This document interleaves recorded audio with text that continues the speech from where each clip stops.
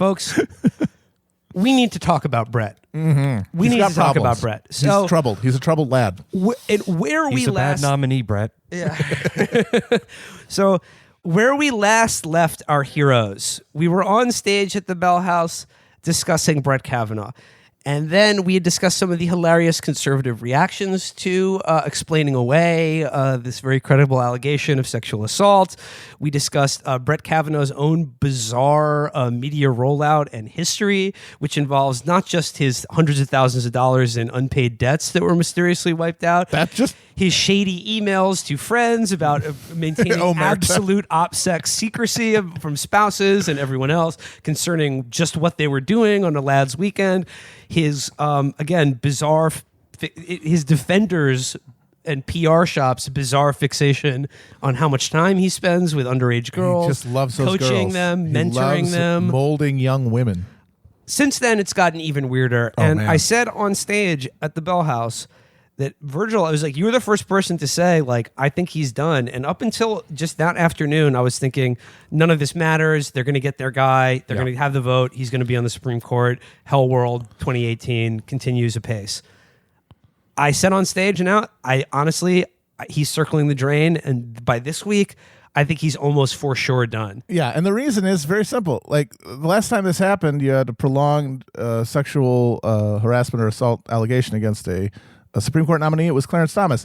And that was the Bush administration filling Thurgood Marshall's seat on the court. There was a real need for it to be a African-American nominee. And the ranks of African-American qualified, like, federal judges who were conservative enough to put on the bench for a Republican, it was pretty thin. So they really didn't have a lot to choose from. Now, the Federal Society, they have a fucking injection molding machine in their basement where they just squirt out fucking cottage cheese into a mold that forms into these psychopaths. And there's just hundreds of them.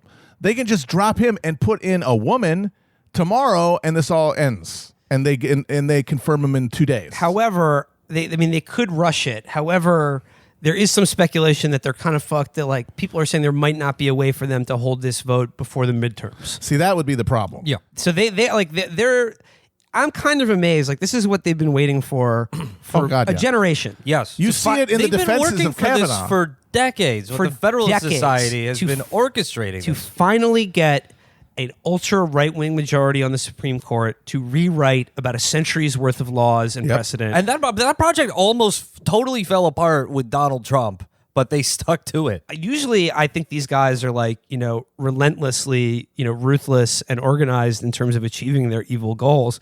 But even I'm kind of impressed about how badly they fucked this one up. Astounding. This Kavanaugh guy. This is an O'Bungle. There's a million of these motherfuckers. Okay, here's the thing.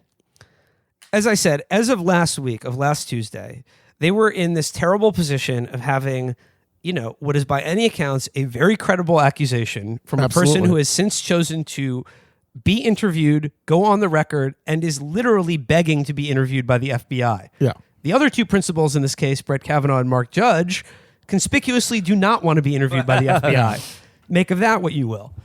Okay, so if you are the conservative media, we discussed Meghan McArdle and John Podhoritz's reactions to this, was essentially, I don't care if a teenage murderer gets on the Supreme Court, you shouldn't judge anyone for anything they did when they were 17, to wasn't it funny in Revenge of the Nerds when Lewis raped that woman? Yes. That was the conservative media reaction so far.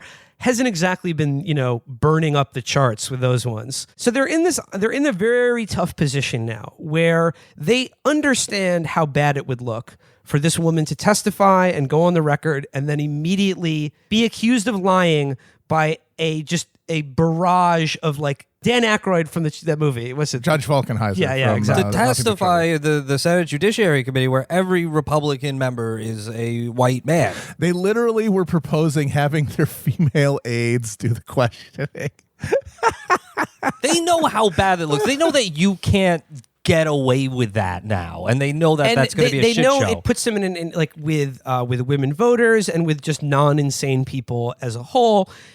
Generally, it looks bad when someone who comes forward to say, I was a victim of a sexual assault, to immediately say, you're lying. So, what did they come up with? All throughout that week, last week, you began to hear little rumblings among the conservative lanyards that by the end of the week, this Kavanaugh thing will be put to bed, his name will be exonerated, apologies will be issued forthrightly, and he will get on the court. All of this was circling around this guy, Ed Whelan, who, I remember from my, long ago blog days as being a conservative shitheel par excellence, a guy at the highest levels of elite conservative legal thought and advocacy. He's a longtime writer for the National Review. He is someone who is genuinely regarded on the right wing as probably one of their best legal minds. What is conservative legal thought? What is that boiled down to? It's every Leonardo DiCaprio speech from Django Unchained. Okay, so we began to see rumblings of this theory, this idea that there was something out there that would both exonerate Kavanaugh and spare them the difficulty of having to forthrightly and openly accuse a woman of lying about a sexual assault. Yeah. That theory, the doppelganger theory. The double Kavanaugh. The double Kavanaugh. Which, by the way, the fact that they were teasing it means this was all being organized behind the scenes. Yes. They all knew about it. They're all on the Yes. Slack channels and fucking WhatsApps talking about it. Brett, God, I bet those Slack channels smell like cum. Ed Whelan is a guy who is not only very close friends with Kavanaugh, he was working hand in glove with the top right-wing PR shop who was backing up this confirmation. This was not just a fly-by-night Twitter thread, Eric Garland, you snort a line of Adderall, drink an IPA, fire off 70 tweets on a Friday night. This was a well-coordinated and planned-out thing, which allowed them to claim that Ford is telling the truth about her assault, but misremembering who did it to her. Ed Whelan debuted this theory on Friday, I think, that involved about a 70-tweet thread that involved the floor plans and Google Map shots of the house where this incident supposedly took place in. And the denouement of this entire thing was literally accusing someone else of doing this crime. Naming this person and using yearbook photos to claim that Kavanaugh and this other guy look almost identical to each other. Anyone who would look at those two yearbook photos would say they look, I suppose, vaguely alike in the same way two people in a soft focus black and white prep school yearbook shot from the same era would generally kind of look of being white guys of general. Where everyone has the same haircut. Yeah, and the same hockey, the same like pose. bangs or whatever. They're thirsty Mayo boys with mop tops. But in no way was this a dead ringers situation. Soon thereafter, Ford said, I know who the person in question that's being, again, falsely accused in this context is, and I know who Brett Kavanaugh is, and there's no way I would mistake them. I 100% stand by my story. When this doppelganger thing came out, I saw all day online all of these thirsty conservative lanyards who were looking for this life preserver. They grabbed onto it with both hands, and they were so excited for about an hour. I swear to God, I saw every conservative wonk and lanyard literally tweet things like, oh boy, never bet against Whelan. Ed Whelan, you demand. Ed Whelan is gangsta. There's a new sheriff in town, and his name's Ed Whelan. And for a second there, I thought, they're going to get away with this too. This is just a little fig leaf that they're going to provide to have the media be like, oh, well, it could be this. And then most importantly, people on the Senate Judiciary Committee to be like, well, that covers that. That's the plausible deniability we need. Yeah, you're going to get Grassley out there being like, you can see the chins here are very similar. I thought for a second it was going to work because I really have, I could not have any possible of a lower opinion of the intelligence or credulity of the Washington media. Of course not. Absolute bird brains. Holy shit, did this thing fall face fucking first almost immediately. Even those people were like, are you fucking kidding? You're literally accusing a random person of sexual assault. You are doing the thing that all the conservatives fretted about when Me Too began of, look, we want to see justice done, but we don't want to see crazy accusations harming innocent people. And this motherfucker's just like, yeah, that dude did it. Well, it probably didn't help that they spent all this time talking about Porky's and other 80s movies. And then their next big gambit was to pluck plot line from a Minor Dynasty spinoff. Yeah. Yeah, they're very stuck in the 80s plot-wise. In addition to the fact that Kavanaugh and the guy who was accused of doing his crime looked, I guess, vaguely similar. Yeah. Another big, again, top legal mind on the right, a guy who writes for the National Review. These people talk about him in hushed tones, like he's like, Solomon or something. Fucking Perry Mason. Another big element of this theory was that according to the Street View and Google Maps, the house the party took place at was not within walking distance of Brett Kavanaugh's house. QED. So there's no way he would have gone to that party. In the suburbs? Are you Obviously kidding not. me? Yeah. You only walk. If you live in the suburbs, my fellow suburbanites will tell us this. You walk everywhere. The whole thing is built around walking. It's not like you drive to buy a pack of gum. And just to show you that this was again not just like a Adderall induced speedball Eric Garland fucking tweet storm of just some desperate flaying attempt to just, I don't know, cover one's own ass and credibility after going to bat so hard for fucking Kavanaugh. This was put out there. That whole week they had spent sort of feeding the media and seeding it. Teasing it. And wouldn't you know, there was one person dumb enough to fucking just take this gills deep. And I'm talking, of course, about Kathleen Parker in the Washington Post, who wrote an opinion column on Friday called "Is There a Kavanaugh Doppelganger?" that was honestly one of the lamest attempts. And again, if you are a conservative who has been spending the last 60 years salivating over this moment, you can't feel good about this is where this guy's defense is at. Yeah. I just want to read You a little don't want bit. evil twins involved if you're trying to be credible at defense. You cannot feel good about where this is going. I just want to read a little bit from Kathleen Parker here, who is just, an absolute nitwit. This is the only person who is What a scoop. willing to run with this. I woke up and I saw that. I saw people talking about it, and I just chuckled to myself and thought, boy, the universe is really on one today. This is how it begins. In one of Brett M. Kavanaugh's responses to allegations that he sexually assaulted a 15-year-old girl when he was in high school, a charge he has denied categorically and unequivocally, he suggested perhaps this was a case of mistaken identity.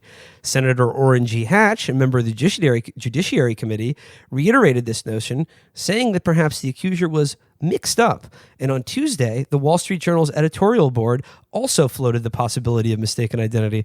Again, weird how they've all found this mistaken identity thing at the same time. By themselves getting the same idea, As which means it's true. crazy as that sounds, it wouldn't be unheard of. And given the high regard in which Kavanaugh has been held throughout his life, including during high school, it would make the most sense. Oh, would it? Would this make the most sense? And by the way, I have yet to see a single person who didn't star in the film Salo who holds Brett Kavanaugh in what high regard. Is it just the other fucking creeps in the fucking rape prep school economy who hold him in high regard? Yeah, it's the other bad guys from Animal House, and every grasping fucking networking piece of shit who wants the fact that their kid was one of his clerks to be on the resume or whatever. Could there have been another Kavanaugh-ish looking teen at the house that night who might have attacked Ford? Kavanaghian. For his part, Judge has written in a memoir that he was a ubiquitous presence at alcohol-drenched parties in high school. She's speaking, of course, about Mark Judge, basically the only other character witness that matters in the case for Brett Kavanaugh. And a stone mutant, as we've discussed. Honestly, I talked about it at the Rhode Island Live show. We didn't put it out. I've refrained from talking about it on the show. Because it's too fucking weird and I don't want to end up sounding like a Pizzagate person. But if you were looking to follow a particular white rabbit, check out this Mark Judge guy. Oh boy. All I will say is by any objective standard, he is a sexually deranged lunatic. 100%. 100%. No question. And he is the only other guy who is testifying to Kavanaugh's defense. Yeah. His entire character defense hinges on this one guy Yes. who is also in the room, allegedly, and also his accomplice Yes. in this alleged crime, saying, oh, yeah, Brett would never do that. Yeah. A guy who spent literally his entire adult life just doing and saying some of the weirdest, most vile things about not just about sex in general, but also about rape accusations and women in general. His YouTube page, look that up if you can. It's hair-raising. Again, I don't want to go down this rabbit hole on the show. But seriously, the Pizzagate people spent a year looking at fucking photographs of art exhibits that went in some pizza restaurant. Take a look at these fucking YouTube clips. Jesus Christ. Okay. So he says, Kathleen writes here, cases of mistaken identity are far from rare.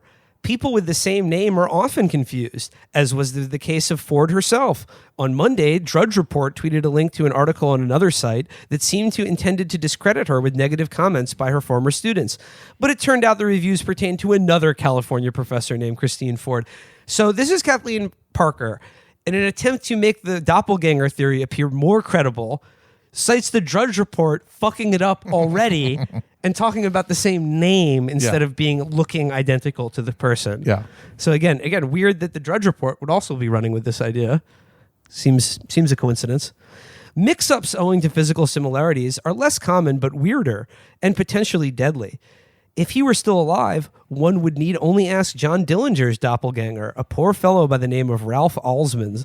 Dillinger and Alsman shared an incredible physical resemblance, including similar moles, blah, blah, blah, blah. Oh my God. She goes on Are with you this fucking to use the one case of John Dillinger's doppelganger. So this is where she says, this is where it really gets good at the end. She says, thus, giving both the benefit of the doubt, it seems possible to believe both that Ford was assaulted just as she had just described, and also that Kavanaugh didn't do it. In a case without evidence, witnesses, or corroboration, mistaken identity would prove a welcome resolution to this terrible riddle. And then she ends the article with just anyone? ? I just love that. She literally blaze out at the end there. This has nothing to do with plausibility or reality. It's just, this is the nicest way to get out of this. Yep. This is the most. She just this says is it. the most pleasing way to not have to accuse someone of lying about a sexual assault. She goes, this is an explanation that would make everyone happy. Yeah, so Any takers? Let's just take this, guys. Huh? Let's Any just throw it out there. takers? Hey, you know what? According to string theory, there are infinite Brett Kavanaughs. So one of them clearly is innocent, at least. So in somewhere there is a universe in which he wasn't an absolute sex creep and rapist. How do in we high know school. that that's not him? We can't know. Folks, have you ever seen the show Sliders? It starred Jerry O'Connell. It was on in the 90s. I put this out there. Maybe that other guy quantum leapt into Brett Yeah, Kavanaugh's exactly. body. Yeah, Scott Bakula was trying to stop them from putting a fucking hard right judiciary in power for the next 100 years. So the answer to Kathleen's question, any takers, and Ed Whelan is literally none. Yeah, 0 people. And almost all of them, they knew immediately how fucking shit this was. And they all backed away from it immediately. It was so funny. And then funny. the next morning, Ed Whelan had to come out and go, I've deleted all the tweets. I've deeply apologized. Please don't sue me. Please don't sue me for literally libeling you of a crime. And then he has since stepped down from his current position Wah, wah. and is taking some time to himself to watch, I don't know, Nationals games or whatever the fuck these absolute reptiles do when they're pretending to be human. Yeah, I think Trump getting in there has made all these guys very lazy because they watch him just go out and just shit his pants on national television, be like, "What? No, I didn't shit my pants. That's a new cologne. It's fantastic," and be like, "Why do I have to care? Why do I have to actually put effort in if he's not going to?" And now it's trickled down, and they're all just they're mailing it in now. Well, as soon as this doppelganger theory was met with gales of laughter for the absolute horseshit desperation it obviously was, all the same conservative. We were talking about at the Tuesday live show, conservatives in real time were like not coordinating well enough. They weren't all on the same Slack channel. So half of them were like, she's lying. Yeah. And the other half were saying, she's telling the truth, but who cares? It's just a bit of high school hijinks and spoofs and goofs and roughhousing. Yeah. Literally, one of the people paid to be his media surrogates called it roughhousing on TV. That's You know, that thing you do with members of the opposite sex. And that thing that if you're saying you didn't do something, you want your spokesman to be out there being like, but it wouldn't be a big deal if. And here's the other funny thing about the doppelganger theory. All of these people who are like, it is so self-evident what a good, decent man he is.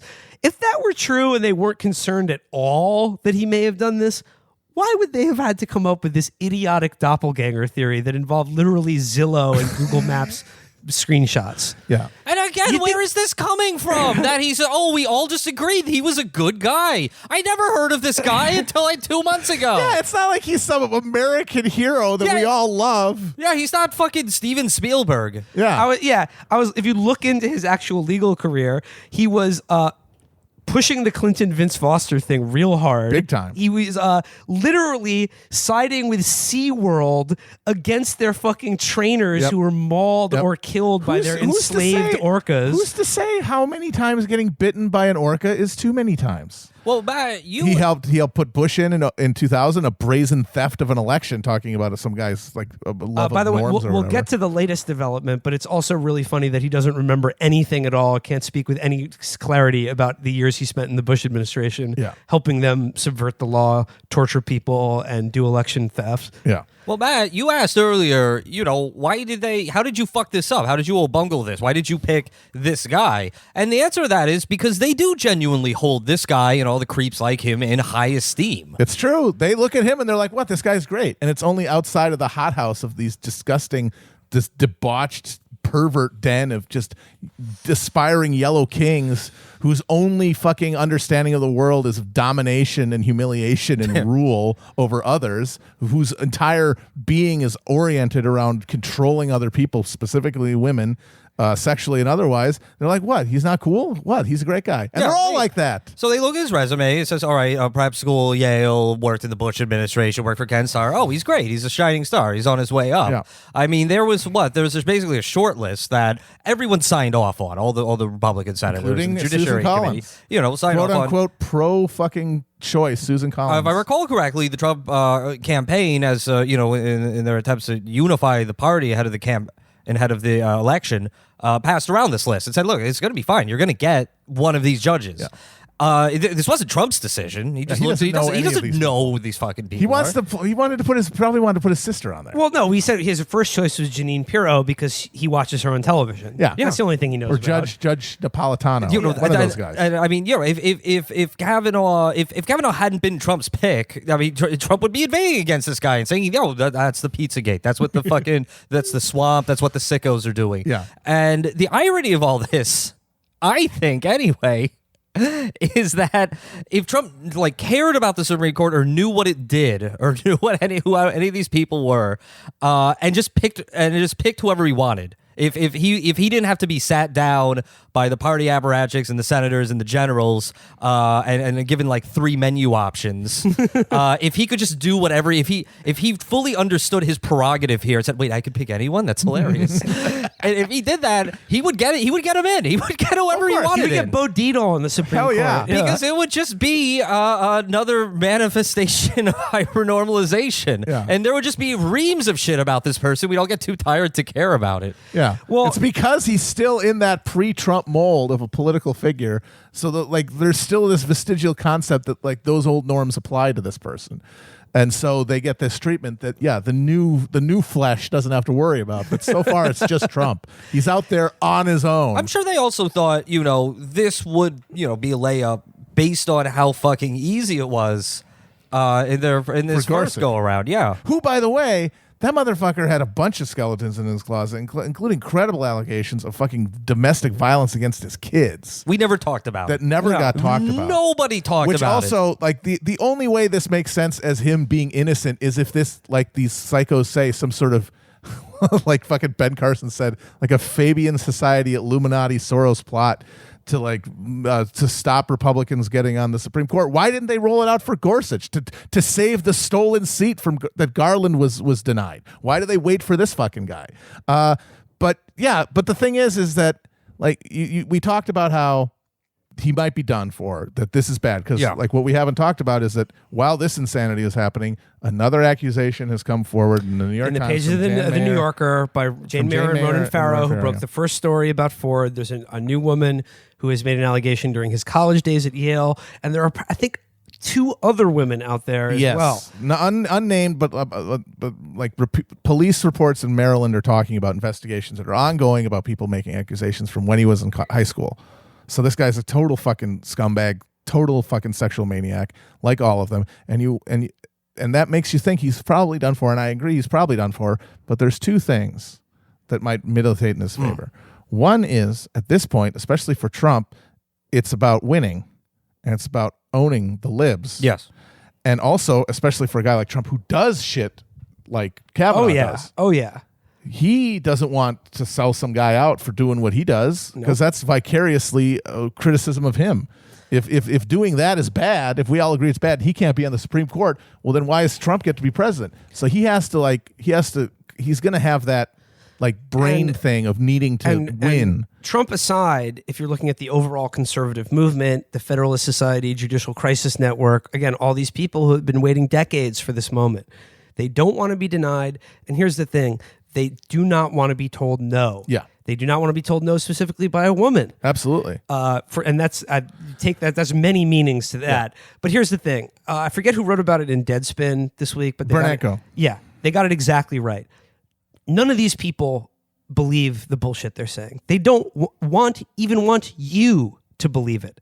It is all about power. Yes. It is about power, and they want to demonstrate to everyone, their enemies, their political and cultural enemies, and women in general, that they can do whatever they want and get away with it. The rules do not apply to them. And they're for you. They're to find you and protect them. And that's why they can decide law that governs your life that does not apply to them. Yes.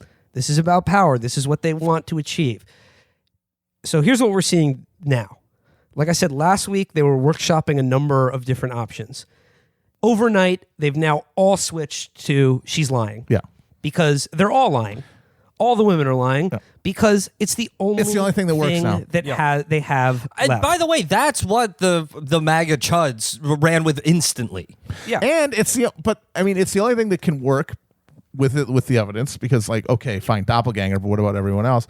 And it also conforts to the worldview. Yes. Because the entire conservative movement, conservative voters are 100% convinced down the line that they live in a country where they are being assailed by a deep state, a cultural and economic and academic force that is determined to prevent them from exerting their rightful power in this country.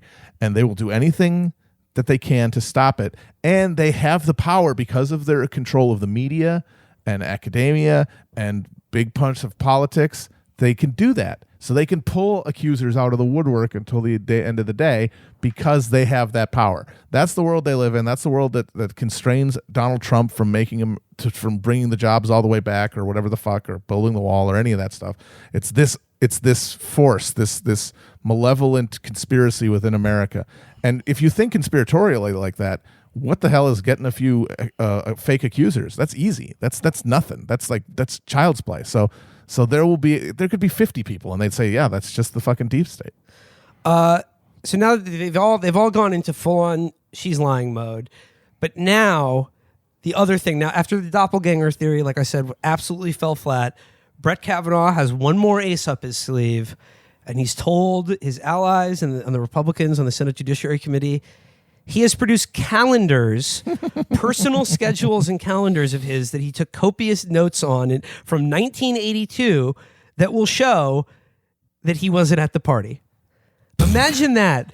In high school, he went back to his mom's house, went in the attic, dug through some boxes, and found his old high school notebooks, which all said things like, Friday night, didn't go to a party, definitely didn't do rape with our judge. So that's where it's at now. That's the last little wedge that he has left. And the other really funny thing that's going on right now that I fucking love, I saw that guy Con Carroll talking about it on Twitter. Con! He said, this is not about whether Brett Kavanaugh gets a seat on the Supreme Court. This man is fighting for his life. It's like, I'm sorry, is he facing jail time for any of this? Yeah. He's auditioning to be one of 9 people who gets to decide law for everyone else in the country. I'm sorry, the burden of proof, this is not a criminal trial. This is about, for lack of a better word, his character. They wanted to make it all about his fucking character. Well, guess what? Now it is. And his character is completely fucking rotten. But it's part of that demonstration of power. I mean, for little people, you get accused of a petty crime. You know what? You get to go to jail, and if you can't afford bail, you stay there until a trial. Wait, is that a year? Is that 2 years? If it's taken a while, then that's as long as it takes to see justice done, and that's fine. But if you're one of them, than even being accused of something that might lower your status even a little bit, might make it awkward to go to like signatures let's and say, have fucking cocktails, even while still being a federal judge.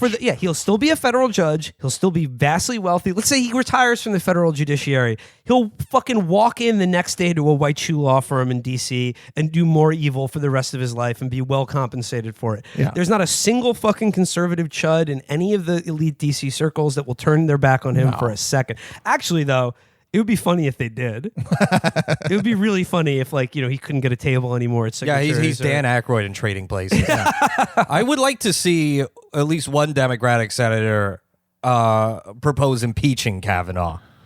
From the federal judge. Yeah. Well, How about for lying under oath? He lied under the god during his fucking confirmation. I mean, the financial shit alone, which is completely inscrutable. We got another email about that saying, how come you guys didn't talk about the financial stuff? It's because I don't even understand it. None of it makes sense. Actually, it's pretty clear. The guy had like a $90,000 a year job as a judge.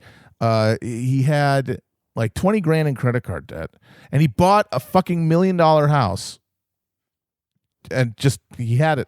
And now he has it. So where does the money come from? No one has ever explained. And what was the deal with the baseball tickets? He had hundreds of $1,000s in credit card. $250,000 in debt that he said claimed was came from tickets. buying fucking credit.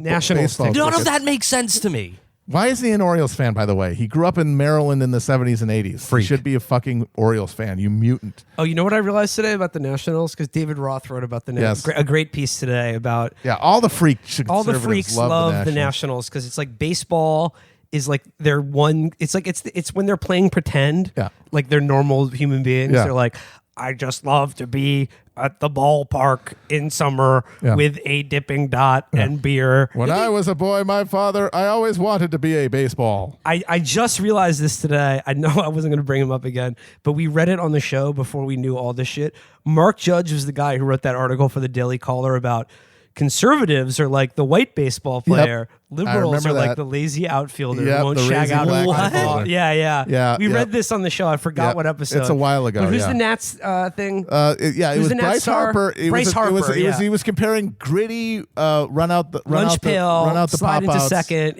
White boy Bryce Harper, and then lazy gold bricker Jason Hayward. And then he also not only did he compared them to the conservatives and liberals. Liberals are lazy and conservatives are lazy, are scrappy, but naturally talented because of the extra twitch reflex muscles in their knees. And Bryce Harper is a come to play every day lunch pail, blue collar, 9 to 5 type. Not superhumanly naturally gifted. A guy who was hitting home runs when he was 12 years old. That was also Mark Judge again. If you want to follow that white rabbit, be my guest. But honestly, I think it's almost driven me insane. No, it'll do it. I don't recommend it. You turn into Rust Cole. Yeah, look at enough of that shit. Real Rust Cole hours. Heavy shit. Heavy shit, man. They're still going to be in that room at Georgetown Prep over and over and over again, forever. So yeah, the calendars, there's one last thread here in the Kavanaugh saga that's fucking great, and it picks up again on something we mentioned on stage at the Bell House. The Amy Chua connection, the Tiger Mom connection. We talked about how she was one of these people that they rolled out and did a big op-ed about how good he is to women because my daughter clerks for him. Yep. It's since come out. Lucky to have him as a mentor. It's since come out that she literally is like the McCabe and Ms. Miller of Yale Law School, keeping Brett Kavanaugh furnished with attractive young women. Where she has even told men, don't bother applying. And told the women that he likes you to dress outgoing. Yeah, show a little leg. She has told women not to wear suits because that sends the wrong message. He's too professional. She fucking let her daughter be this creep's fucking clerk. These people are genuinely they do not have a morality. And she was out right out the gate when Kavanaugh was announced with an op-ed, pre-written op-ed saying, "Oh, he never raped my daughter." Yeah. These people are just grotesque. The only thing that matters is power and the maintenance of their station. They don't even they putting their children through rituals of humiliation, not just being a tiger mom, but also sending them to be the clerk for some lecherous old creep. Leering drunk. It's They don't think that's bad. They think that's initiating them into the world. By the way, Amy Chua's husband, also a professor at Yale, currently being investigated for sexual harassment. What? I don't believe it. Yeah, that's the Tiger Mom connection. So it's sort of like these are the people who hold him in high regard. Yeah. Keep that in mind. It's like that's the thing that's so frustrating about conspiracy theories and like Pizzagate and stuff is that there is something to it. There's people have an intuitive understanding that the people who rule them are not human in the way that we conceive of it. Yes. They do not have human values. Yeah, they're not bound by the same morality that normal people are. Their entire lives are built on domination and exploitation. That is their value system, and they act it out in every element of their life. Everything they do is built around dominating, humiliating, and and controlling again, it doesn't others. even need to be like the most extreme example. Right. It can doesn't have to manifest be itself eating the in a baby million brains. smaller, more banal ways. But the thing is, we watch too much goddamn TV. We have to put it in like these theatrical frames to sort of make sense of it. And then even stupider, because we watch too much fucking politics TV, we have to like to break it up into teams and be like, well, because there's this overwhelming elite that controls all of our lives, it would be too horrifying to imagine that every single one of them were part of this tribe. So I'm going to imagine that some of these people are good, like Donald Trump or whatever. They're the good pedophiles, you know, and it's but they're understanding. There's an intuitive understanding that these people do not have conventional morality and that their lives are built around just control and domination, and that's what they want. That's what they do. It's how they train each other. That's how they like fucking David Cameron having to put his mouth in a dead pig's mouth. Dead pig's mouth. Yeah. His dick. That's part of the ritual. That's part of being like, we humiliate you, then you humiliate everyone else. You control everyone else after this.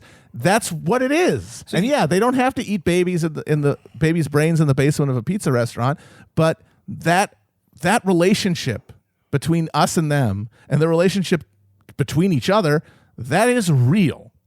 And this Kavanaugh thing has really, really exploited it and shown it. Now, of course, the actual Pizzagate and Q morons think that it's all a fucking Soros op. Yeah. Well, you know, back to what McMagan said, you know, I would absolutely have a murderer on the Supreme Court. well, here's it's still funny. Well, here's it's still so funny. Here's the way here's the thing. She's obviously just posting brainlessly, which I admire. That's like that is just like pure thoughtless, just pure instinctual posting, the purest kind of posting. Yeah. But there is something to that, because we should all be familiar with stories of people who were very violent as young men and turned their lives around. And they rehabilitated, they made amends, and they pursued law degrees and things of that nature. They achieved a kind of grace in their life. Yes, that was not found. Those stories are all people at the bottom of the socioeconomic ladder. When we're talking about Kavanaugh and this disgusting DC land prep school scene, we're talking about young white men who are inordinately wealthy, who have some of the greatest privilege in society, who were also raised in this, you know, it's still with this sick ideology, this grotesque, you know, rigid adherence to hierarchy, the worship of violence, who have never faced any consequences for their actions and know that they'll never face any consequences for their actions. They know that there's virtually nothing they could do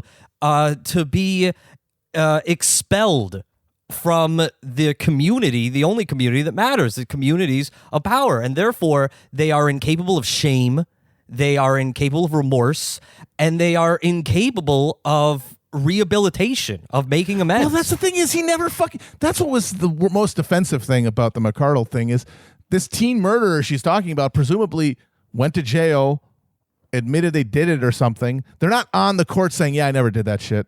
You know, and those people are lying about me killing their family member. Yeah. You know, like they've said, I did a horrible thing and I've learned from it. This motherfucker has never admitted a goddamn thing. And here's the tell.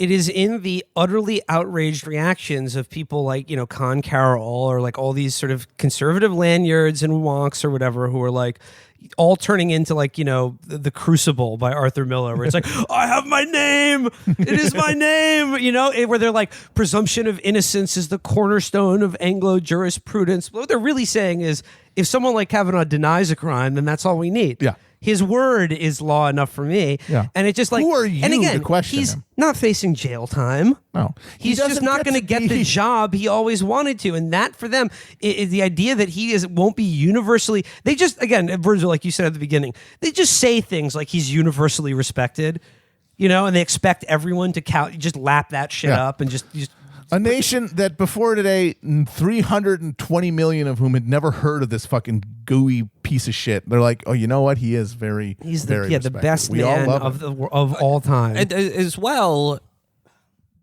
to go back to this 80s movie analogy that the conservatives are so fond of now, I think that your average person instinctively treats these Yale prep school conservative psychos with revulsion, and they are the bad guys in all the 80s It's movies. true. Yep. He was And one of the I bad guys wish- in an 80s movie. And I wish that there were a mass political movement in this country that can capitalize on that revulsion, because we know that the institutional Democrats can't. Because many of them all the are same the same fucking people. They're the same fucking people who go through Yale and go through the prep schools and all that shit.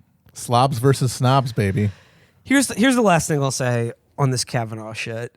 Like I said, both him and Ford are going to testify in front of the Senate on Thursday. I expect the Senate Republicans to be absolutely ruthless to Ford in attacking her credibility and memory. It's the only move they have left. We'll see how hard they play it.